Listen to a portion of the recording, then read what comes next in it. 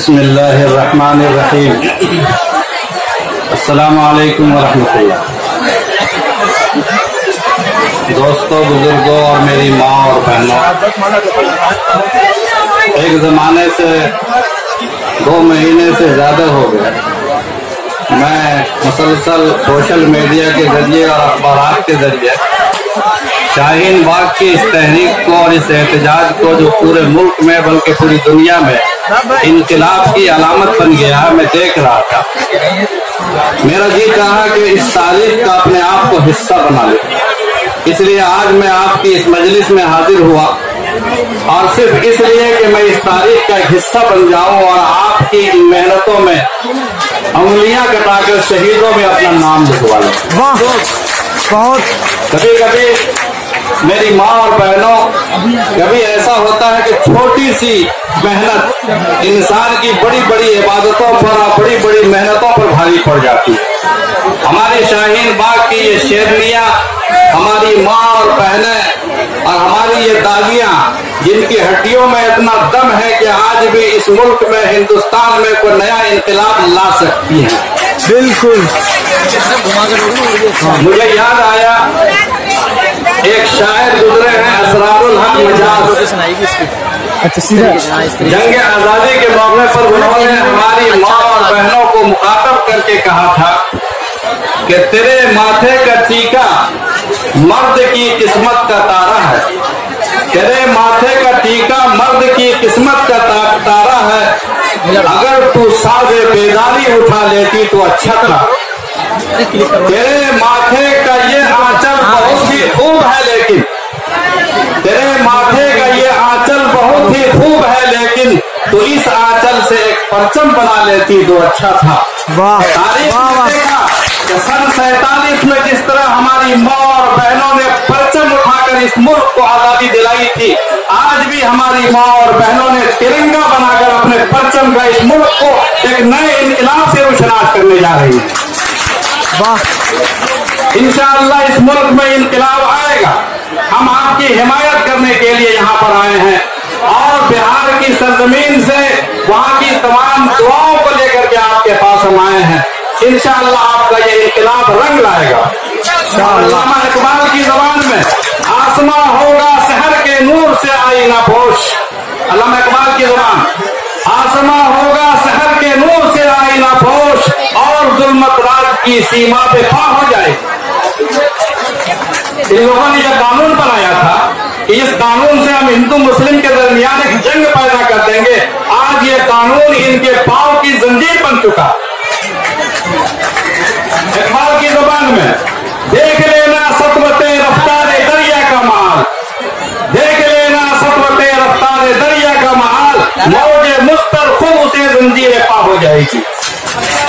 वाह, माशाअल्लाह। आज हिंदू और मुसलमान, सिख और ईसाई सब आकर इस तरह मिल चुके हैं इकबाल की ज़बान में कि आ मिलेंगे सीना चाकाने चमन से सीना चाक, आ मिलेंगे सीना चाकाने चमन से सीना चाक, बद में गुल की हम नफस पादे सवा हो जाएगी। आंख जो कुछ देखती है लब पे आ सकता नहीं, आंख जो कुछ देखती है लब पे आ सकता नहीं, महवे हैरत हो कि दुनिया क्या से क्या हो जाएगी। दोस्तों, बुजुर्गों, मेरी माँ और बहनों, आज से 70 साल पहले सन 47 की वो तारीख मुझे याद आती है जब इसी जामिया के इलाके में, जामिया की मकतबा को और लाइब्रेरी को बलवाइयों ने आग लगा दी थी और उस वक्त के वजीर आजम जवाहरलाल नेहरू को उसकी खबर दी गई थी तो जवाहरलाल नेहरू फौरन दौड़े हुए अपने घर से उन बलवाइयों को रोकने के लिए पहुंचे थे। और आज का वजीर आजम इतने फसादात हो गए, आज उनका क्या किरदार। उस वक्त का हिंदुस्तान और आज का हिंदुस्तान, उस वक्त का वजीर आजम और आज का वजीर आजम सारी कौम का होता है, हर रंग नस्ल का होता है, तो किसी एक पार्टी का नहीं होता, किसी एक जात का नहीं होता।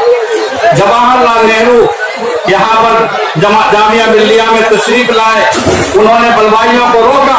दिल्ली का कमिश्नर आया था, दिल्ली के कमिश्नर को उन्होंने आर्डर किया, लेकिन कमिश्नर पतोपेश में था कि गोली चलवाए कि न चलवाए।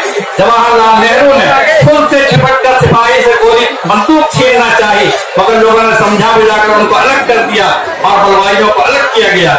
जवाहरलाल नेहरू ने कहा, पंडित जी ने कहा कि आपको कोई भी वाकया हो मुझे फोन करें, मेरा नंबर ले लो और सरदार वल्लभ भाई पटेल का नंबर ले लो, हम आएंगे और आपकी मदद के लिए हर वक्त हाजिर हैं।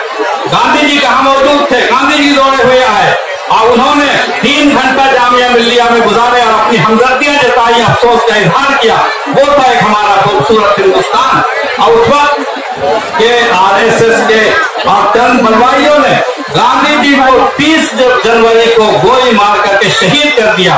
इसी जामिया मिल्लिया की तारीख में फिर ये 30 जनवरी की तारीख आई जब फिर गोली चलाई गई और जामिया मिल्लिया की वो पुरानी तारीख जो गांधी से जुड़ी हुई थी वो तारीख फिर दोबारा दोहराई। दोस्तों, तारीख अपने आप को दोहराती है, इंशाअल्लाह इंकलाब आएगा, घबराने की जरूरत नहीं है। और ये मुल्क इंतहाई खूबसूरत मुल्क है, ये दरियाओं का मुल्क है, ये नदियों का मुल्क है, ये फूलों का मुल्क है। एक फूल से कभी चमन नहीं बनता है, हजारों फूल मिल करके चमन तैयार होता है। अकबर ने कहा था इसी हिंदुस्तान के बारे में कि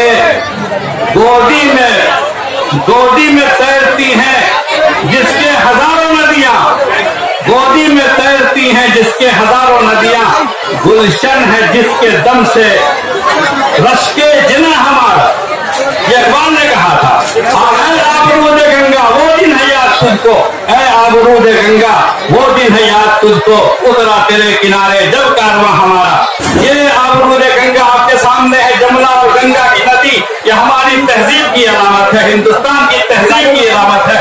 सदियों से यहाँ पर फूल खिले हैं और खिलते रहेंगे, नदियां गले मिली हैं और मिलती रहेंगी। इंशाअल्लाह ये कानून खत्म होगा, अगर खत्म नहीं हुआ तो कानून बनाने वाले खत्म हो जाएंगे। अल्लाह ताला हमारी और आपकी हिफाजत फरमाए, हमारी दुआएं आपके साथ हैं। वाह, अल्हम्दुलिल्लाह रब्बिल आलमीन।